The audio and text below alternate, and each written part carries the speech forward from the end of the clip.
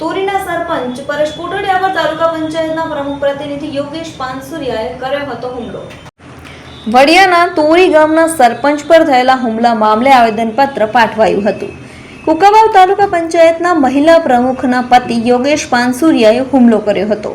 તોરીના સરપંચ પરેશ કોટડિયા પર તાલુકા પંચાયતના પ્રમુખ પ્રતિનિધિ યોગેશ પાનસુરિયાએ હુમલો કર્યો હતો।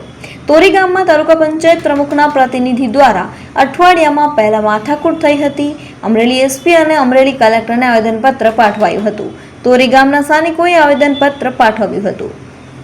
કુકાવાવ તાલુકા પંચાયતના પ્રમુખ પ્રતિનિધિ માથાભારે અને ગુનાખોરીની ટેવ વાળો હોવાનો આક્ષેપ કરવામાં આવ્યો હતો। બોલું કે મારું નામ છે કલ્પેશ કોટડિયા, મારું ગામ છે તોરી।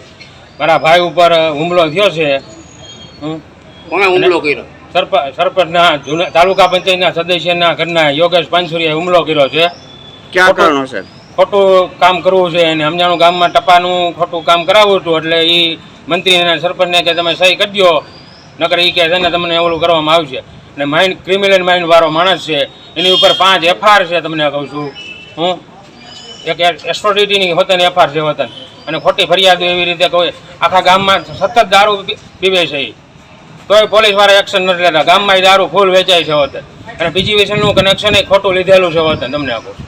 અને ગામ લોકોને દાટી મારે છે, દારૂ પીવે છે, ગામમાં 24 કલાક દારૂમાં નશામાં હોય છે।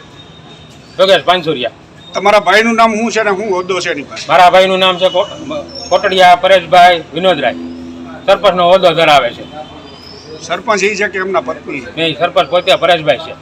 શું માગણી છે તમારી? અમે એસપીને આવેદન આપેલું છે અને કલેક્ટર સાહેબને આવેદન પત્ર આપવા જઈ રહ્યા છીએ, અને ટીડીઓને હોતન